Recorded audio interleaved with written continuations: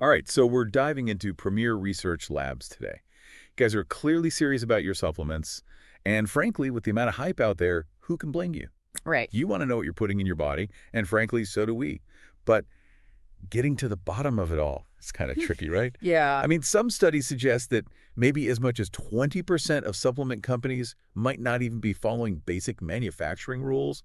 That's nuts. it's wild out there. So today, we're doing a deep dive into how PRL stacks up.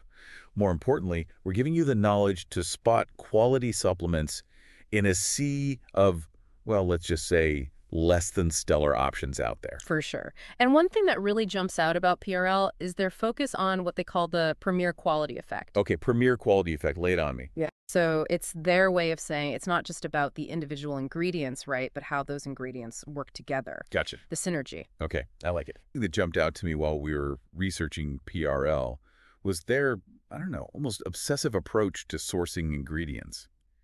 They reject tons of raw materials, right, in this quest for the best of the best. Yeah, and that's actually way more important than most people realize because the quality of those raw ingredients, it can vary wildly. Think of it like grapes. Right? The same grape grown in different regions, different climates, different soil, whatever, you get a totally different wine. Totally. Same principle applies here to herbal extracts, vitamins, you name it. So PRL is like the sommelier of the supplement world, Exactly. carefully selecting, the finest noni fruit from the... Handpicking.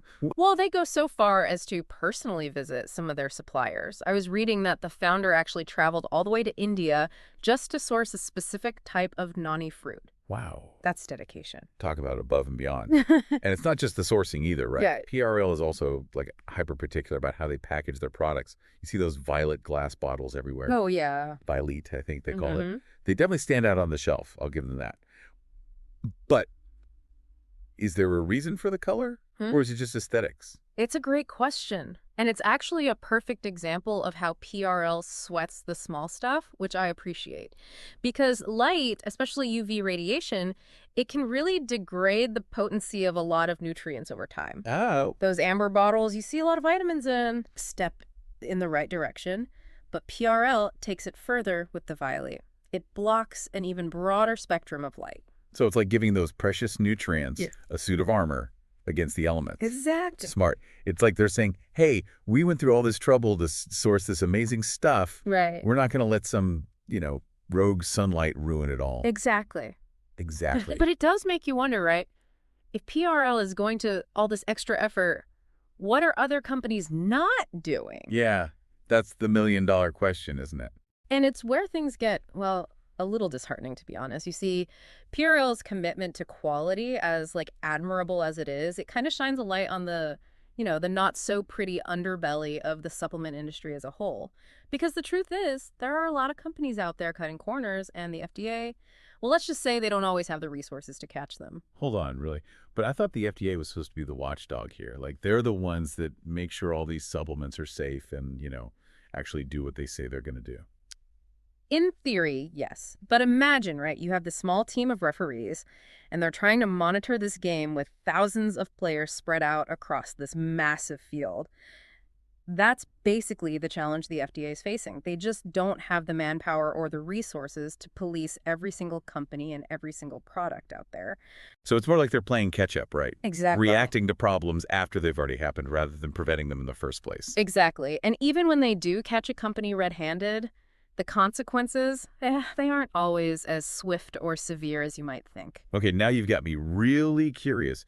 Give me an example. What kind of shady stuff are we talking about here? So there was this one case that really highlights how limited the FDA's power can be. There was this company, right? And they were guilty of some pretty egregious violations. I'm talking misleading claims, unsanitary manufacturing practices, and they even found traces of pharmaceuticals in some of their products. Right. Oh, yeah, all the things you definitely don't want in your supplements. And you know the craziest part? What? It took 9 years for the FDA to issue a consent decree to get them to clean up their act. 9 years. So for almost a decade, they're just out there potentially harming people, and nothing's really being done about it. That's terrifying. Yeah, it's a scary thought, and unfortunately, this isn't just like an isolated incident either. Really? Oh yeah, we were just reading about a whole bunch of adulteration scandals, everything from weight loss supplements laced with banned stimulants to fake herbal extracts that were basically just like cheap fillers bulked up to look like the real deal.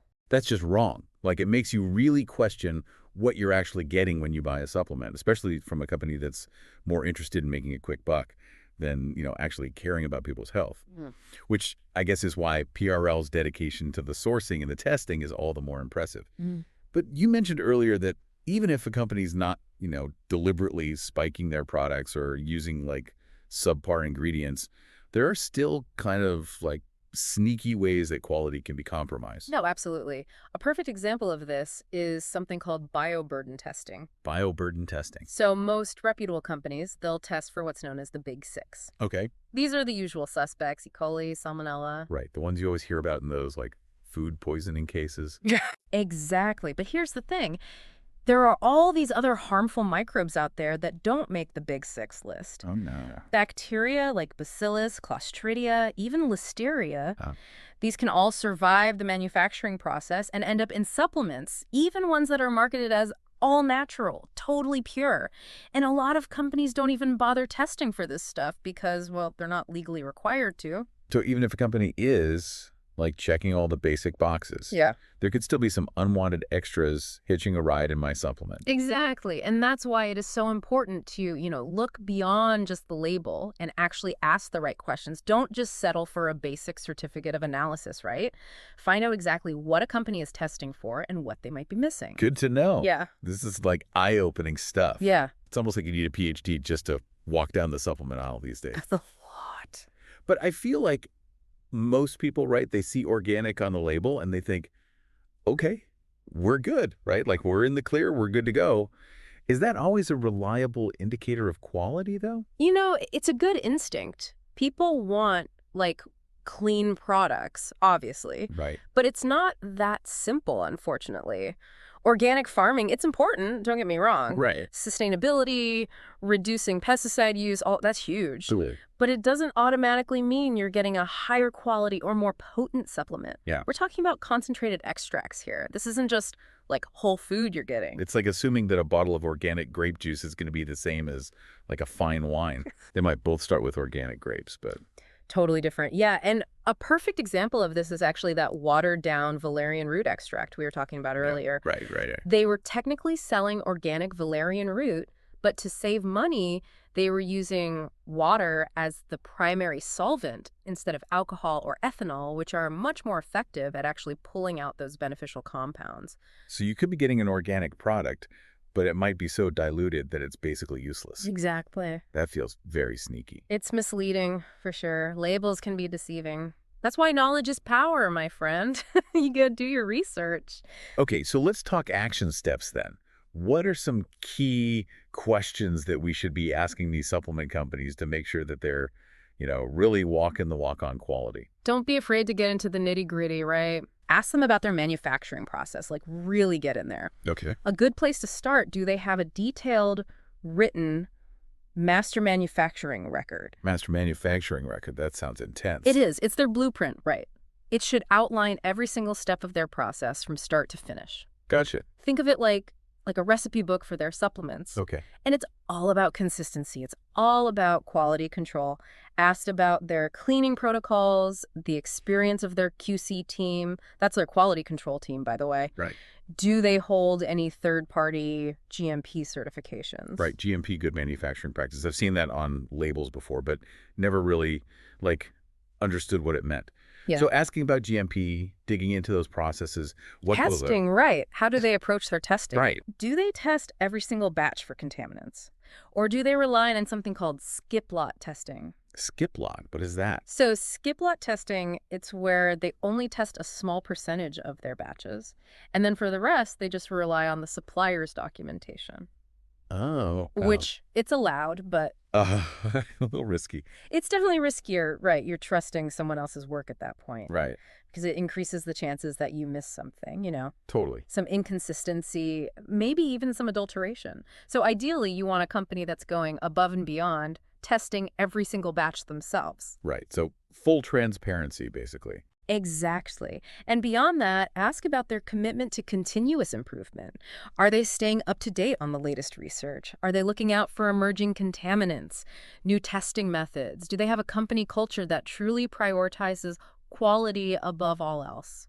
It's like we need to become like supplement detectives. A little bit. Put on our little hats and like get our magnifying glasses out. Exactly. Don't be afraid to ask the tough questions, right? Yeah. Demand that transparency. 100%. And if a company's hesitant to answer those questions, if they get evasive, that's a red flag. Huge red flag. You noted. Because at the end of the day, you're trusting these products with your health. Right. It's worth it to do a little digging, be a discerning consumer and find a company you trust. And here's the other thing.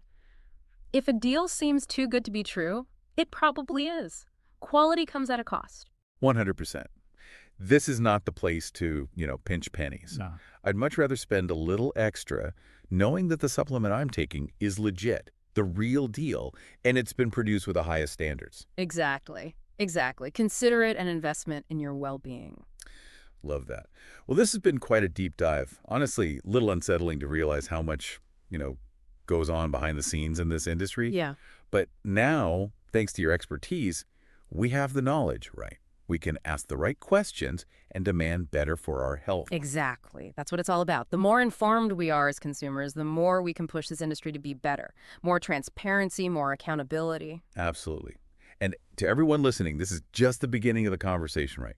Keep doing your research, never stop asking those questions. And until next time, happy supplement sleuthing, everyone.